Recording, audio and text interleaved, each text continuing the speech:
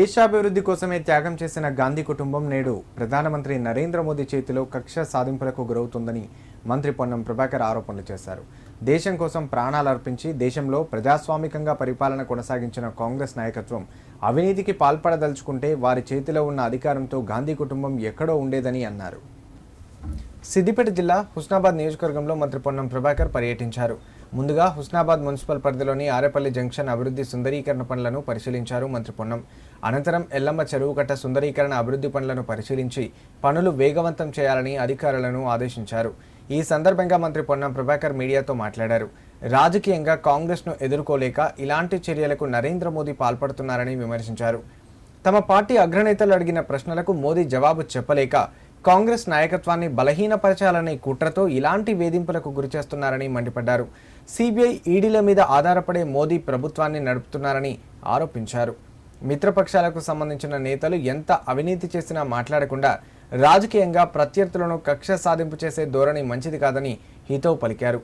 దేశం మొత్తం గాంధీ కుటుంబానికి అండగా ఉంటుందని, కాంగ్రెస్ పార్టీ ఆధ్వర్యంలో దేశవ్యాప్తంగా ఆందోళనలు చేపడతామని మంత్రి పొన్నం ప్రభాకర్ పేర్కొన్నారు.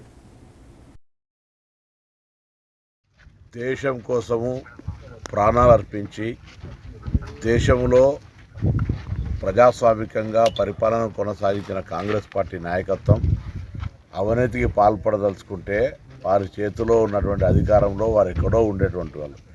కానీ దేశ అభివృద్ధి కోసమే త్యాగం చేసినటువంటి కుటుంబం ఈరోజు నరేంద్ర మోడీ గారి చేతిలో కక్ష సాధింపుకు గురి అవుతా ఉన్నది.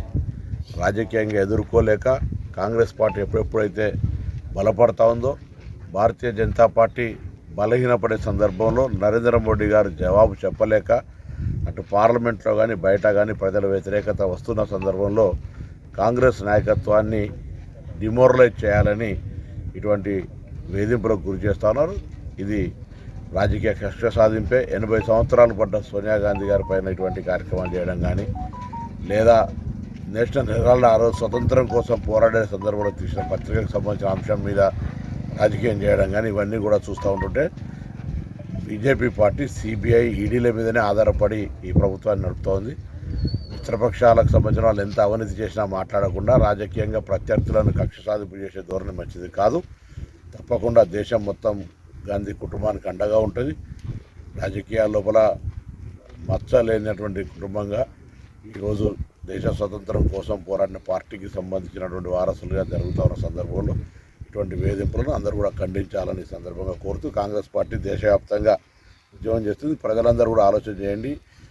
ఈరోజు ఇటువంటి వేధింపుల వల్ల ఏదో సాధిస్తామనుకునేటువంటి పరిస్థితి, దేశాన్ని మొత్తం ఆదాయాన్ని అంబానీలకు అమ్మేసేటువంటి వాళ్ళు చేస్తున్న సందర్భాన్ని గమనించాలని కోరుతూ గాంధీ కుటుంబానికి పూర్తిగా తెలంగాణ కాంగ్రెస్ కూడా అండగా ఉంది.